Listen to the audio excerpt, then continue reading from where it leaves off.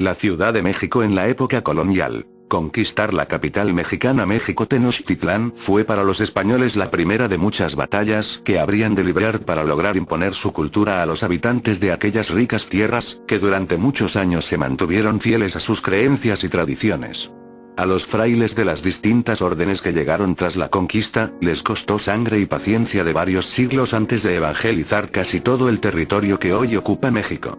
Aún hoy existen varios reductos indígenas que preservan totalmente sus tradiciones tal y como eran en tiempos prehispánicos. El período colonial de México está pleno de historias que reflejan esta batalla entre evangelizadores y sometidos, unos por imponer una nueva fe, otros por mantener el culto a los antiguos dioses, ya fueran mayas, mexicanas, purépechas. Se sabe que los indígenas ocultaban detrás de los cristos e imágenes de santos, figuras de sus antiguas deidades, para así seguirlos adorando aún frente a los mismos sacerdotes. Para evangelizar a los indígenas, los evangelizadores se valieron de todos los recursos. Ahí está el caso de Fray Diego de Landa, quien en un auto de fe mandó quemar todos los ídolos, objetos sagrados y códices mayas en una hoguera que permaneció prendida 3 días. Fue sin duda una gran pérdida no solo para México, sino para el mundo entero. Pero también está el caso de Fray Pedro de Gante, quien en el convento de Acolman llamó a todos los indígenas a integrarse a una gran obra de teatro que representara el nacimiento de Cristo y así todos ellos entendieran la fe católica, dando así origen a una de las tradiciones más entrañables de México, las pastorales. Con el correr de las primeras décadas como colonia española, la Nueva España se transformó en un ejemplo para el resto de las ciudades españolas, debido a la devoción con que se cuidaban los valores de la fe católica, pero sobre todo, a la profusión de templos, capillas, conventos, hospitales religiosos que se construían uno tras otro, todos con una deslumbrante belleza que no reparaba en detalles artísticos. Retablos cubiertos de oro, óleos de destacados artistas, maderas y telas finas, figuras delicadamente elaboradas. Ya para el siglo XVII, la Nueva España era una ciudad cuya belleza competía con la de grandes ciudades europeas. El sincretismo cultural y la abundancia le daban una personalidad única a esta urbe de amplias calles cuyo trazo conservaba el de la desaparecida Tenochtitlán, pero que lucía bellas fachadas barrocas. Es en este contexto que sucedió una de las leyendas más sonadas de la época colonial en México, el Señor del Veneno. El historiador mexicano Artemio del Valle Arizpe recogió en su libro Tradiciones y leyendas de las calles de México la historia de dos vecinos de la Nueva España, don Fermín Andueza y don Ismael Treviño, quienes se vieron envueltos en un acontecimiento que muchos definen como un milagro y otros, como una leyenda. Don Fermín era un caballero cuyas riquezas bien podrían evitarle la molestia de madrugar todos los días. Sin embargo, su devoción lo ponía de pie todas las mañanas antes de que saliera el sol. Discretamente resguardado en su negra capa, salía de su casa y se encaminaba a la misa. Al terminar esta, volvía de nuevo a su hogar, no sin antes detenerse ante un Cristo de gran talla y doliente expresión. Todos los días, don Fermín depositaba una moneda de oro en el plato petitorio que estaba a los pies de la imagen, cuyos ensangrentados pies besaba con humildad. Nunca faltaba don Fermín a su cita matutina.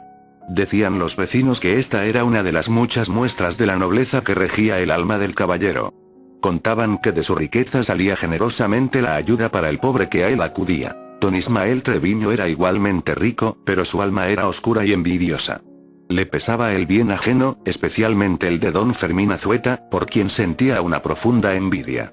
Aprovechaba cualquier posibilidad de hablar mal de él y se retorcía de amargura si alguien decía un elogio para el noble señor. Esta envidia, que no se sabe de dónde nació, inspiró a don Ismael a interponerse en todos los negocios de don Fermín. Pero todo parecía salirse al revés. Don Fermín salía airoso de todos los obstáculos y concretaba sus acuerdos que le daban éxito y muchas ganancias. En el corazón de don Ismael entró el odio por aquel hombre y llegó el día en que anheló verlo muerto. Inmerso en ese mal sentimiento, comenzó a planear la manera en que, sin levantar sospechas, podría asesinar a su enemigo. Después de mucho pensar, concluyó que la mejor manera de acabar con don Fermín era envenenarlo. Halló a un hombre que poseía el veneno perfecto, un agua color azul que no daba muerte en el acto, sino que se distribuía en todo el cuerpo y al cabo de unos días causaba el efecto esperado, sin causar dolor, sin dejar huella. Con este líquido aderezó don Ismael un delicioso pastel que hizo llegar a don Fermín de parte de su amigo, el regidor del ayuntamiento. Complacido, sin imaginar nada de la envidia que atentaba contra su vida, don Fermín degustó el regalo junto a su humeante taza de chocolate esa mañana. Ávido de saber los resultados de su crimen, don Ismael no quiso perderse un solo paso de don Fermín. Desde muy temprano lo aguardó en la iglesia a la que acudía todas las mañanas y desde lejos observó todos sus movimientos. Don Fermín entró a la iglesia con la lenta majestad que le caracterizaba. Saludó a todos, como lo hacía todas las mañanas y escuchó atentamente la misa. Al terminar esta, se encaminó al Cristo y rezó sus oraciones. Se inclinó luego con humilde reverencia hacia los pies para besarlos, y apenas los rozó con sus labios, una mancha negra como el ébano se extendió sobre la pálida figura. El asombro y el temor se reflejaron en el rostro de don Fermín y de todos los que rezaban al Cristo. Pero quien tembló de pavor fue don Ismael, quien al instante corrió a arrodillarse ante don Fermín y a gritos le confesó su envidia y cómo había planeado asesinarlo.